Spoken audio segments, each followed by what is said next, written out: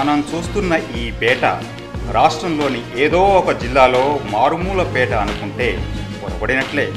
Hitech నగరానికి ఆనుకొని ఉన్న కూకట్పల్లి పరిధిలోని పాయకరావుపేట నగరం నడిబొడ్డులోని నిరుపేదల బస్తీయే ఇలా అధ్వాన్న స్థితిలో ఉంటే జిల్లాలోని మారుమూల గ్రామాల పరిస్థితి ఎలా ఉంటుందో మనం ఊహించవచ్చు. ఇక్కడ నివసిస్తున్న నిరుపేదలకు పట్టా భూములను ఇవ్వాలని, వారుండేందుకు మంచి భవనాలను కట్టించాలని ఎవరూ కోరడం లేదు.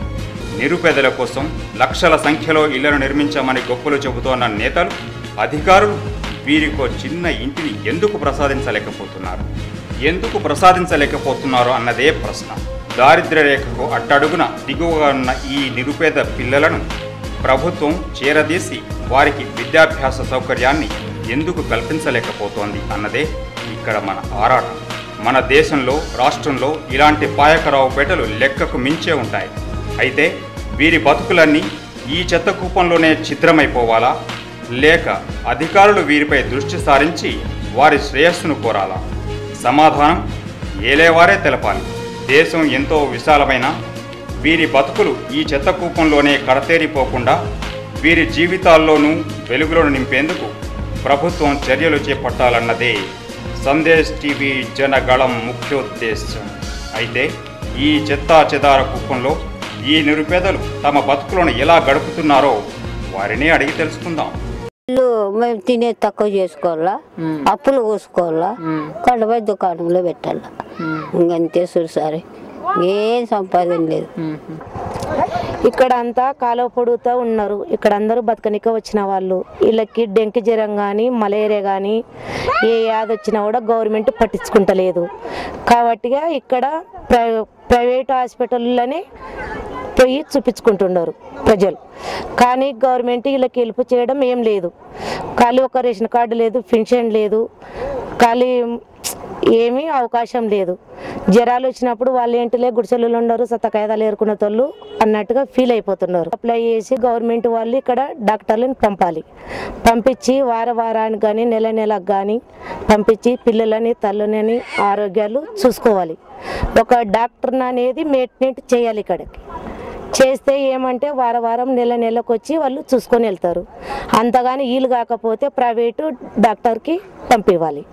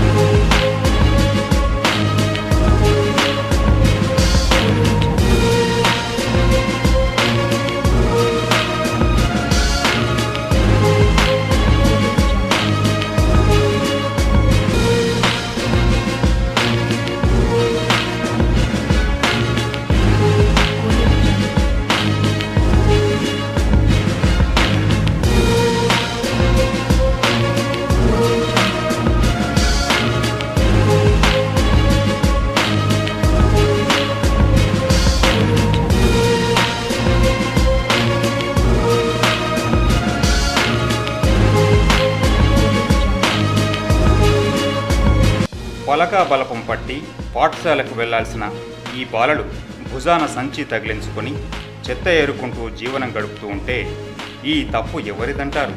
నేటి బాలలే రేపటి భావి భారత పౌరులనే నినాదాన్ని తలుచుకుంటూ ఈ బాలల భవితవ్యాన్ని ఊహిస్తే ఎవరికైనా అంతరాత్మ ఏం జవాబు చెబుతుందో ఊహించండి. స్వాతంత్ర్యం వచ్చి 60 ఏళ్లు దాటినా పేదరికంలో మగ్గి అలమటిస్తోన్న ఈ బడుగు బలహీన వర్గాల ప్రజల అభ్యున్నతికి ప్రభుత్వం ఏం చేసింది అనే ప్రశ్నలు మనలో ఉదయించక మానవు కదా. రాచరిక పాలనను తుంచాం, బానిస సంఖ్యలను విరిచాం, స్వేచ్ఛా వాయువులను పీల్చి స్వాతంత్ర్య జెండాను ఎగురవేసి జేజేలు పలికాం. గరీబీ హఠావో, నిరుపేదలకు కూడు గూడు గుడ్డ అందిద్దాం అని గొప్పలు చెప్పుకున్నాం. నినాదాలు కడుపు నింపవు కదా. నినాదాలు ఉన్నా అవి కాగితాలకే పరిమితమయ్యాయి. అభివృద్ధి విషయంలో ఎక్కడ వేసిన గొంగళి అక్కడే అన్న సందంగా మారింది.